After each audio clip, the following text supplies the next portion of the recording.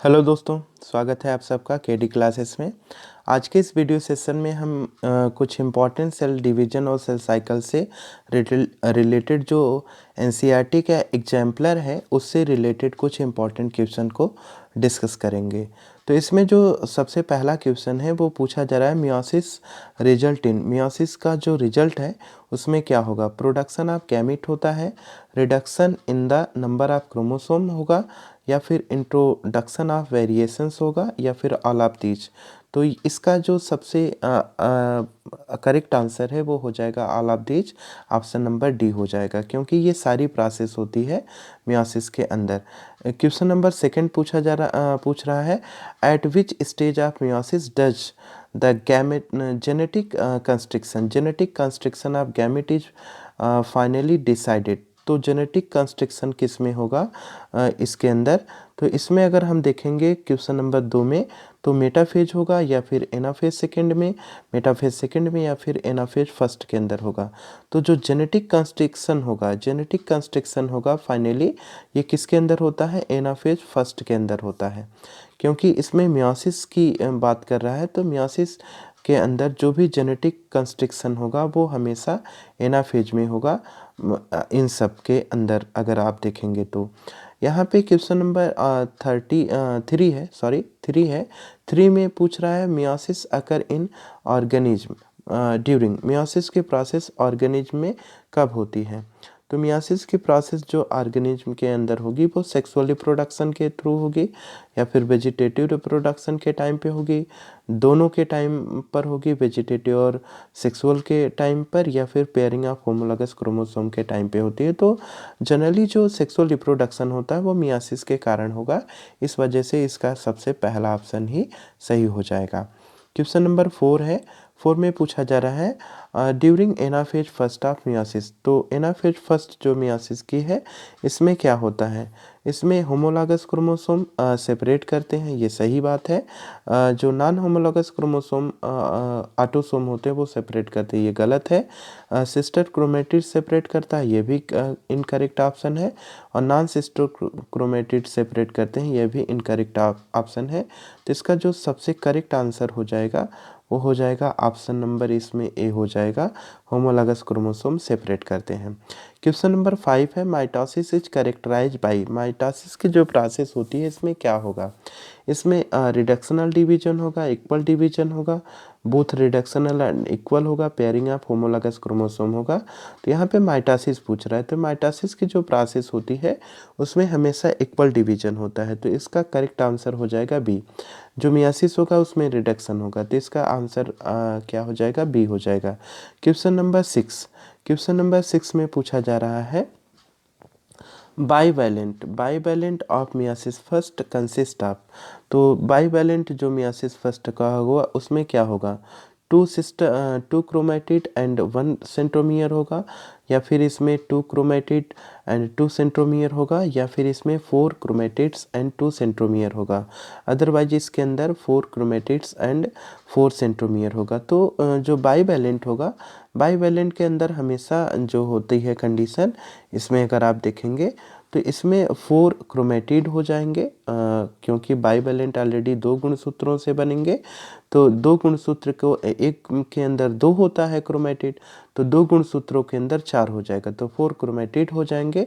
अब एक क्रोमोसोम के अंदर 1 सेंट्रोमियर होता है, तो 4 क्रोमेटिड के ज्वाइंट करने में 2 सेंट्रोमियर का रिक्वायरमेंट पड़ेगी। तो इस हिसाब से इसका जो करेक्ट आंसर हो जाएगा वो ऑप्शन नंबर सी हो जाएगा। ठीक है। अब यहाँ पे क्वेश्चन नंबर 7 जो पूछा जा रहा है इसमें कह रहा है cells which are not dividing are likely to be eight.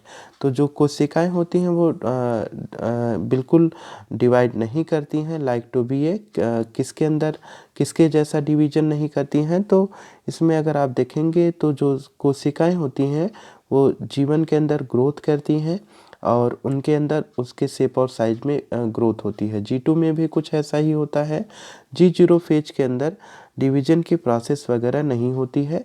और जो यस फेज होता है इसमें ऑलरेडी डीएनए का सिंथेसिस होने लगती है। तो इसमें जो करेक्ट आंसर हो जाएगा वो ऑप्शन नंबर सी हो जाएगा, क्योंकि जो सेल होती है वो G0 फेज के अंदर या G0 फेज के अंदर कभी भी डिवीजन नहीं करती है।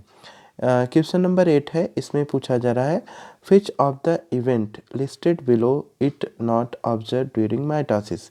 तो माइटोसिस की जो प्रोसेस होती है इसमें कौन सा इवेंट ऑब्जर्व नहीं किया जाएगा।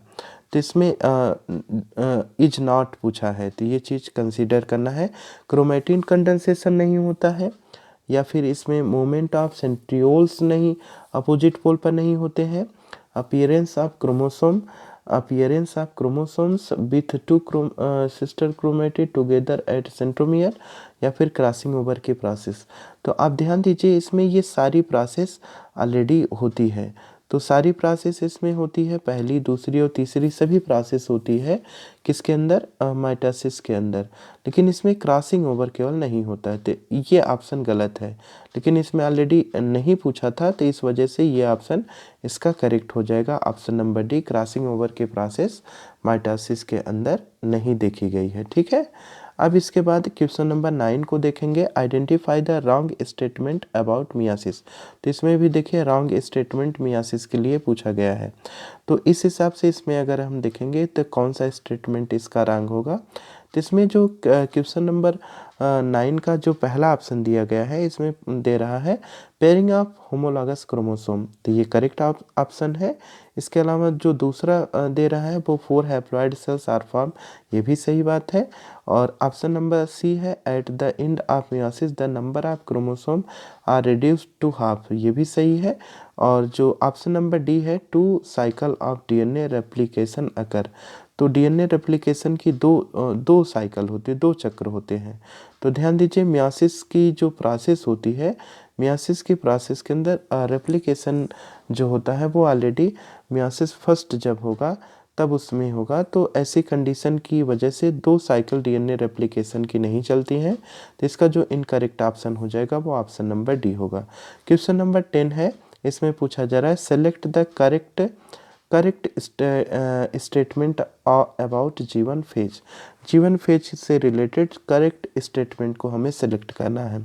इसमें सेल इज मेटाबॉलिकली इनएक्टिव होती है, तो ये गलत स्टेटमेंट है। दूसरा स्टेटमेंट है DNA in the cell does not replicate, तो जीवन के अंदर डीएनए रेप्लिकेट नहीं होता है, ऑलरेडी ये सही स्टेटमेंट है। और जो ऑप्शन नंबर सी है it is not A phase of synthesis of macromolecules, ये गलत ऑप्शन है। और सेल स्टॉप ग्रोविंग, तो ये भी गलत ऑप्शन है। तो इसका जो करेक्ट आंसर होगा वो ऑप्शन नंबर बी हो जाएगा। ऑप्शन नंबर बी में हो जाएगा सेल जो डीएनए है, सेल का जो डीएनए है, डीएनए कभी भी रेप्लिकेट नहीं करता है जीवन फेज के अंदर। ठीक है।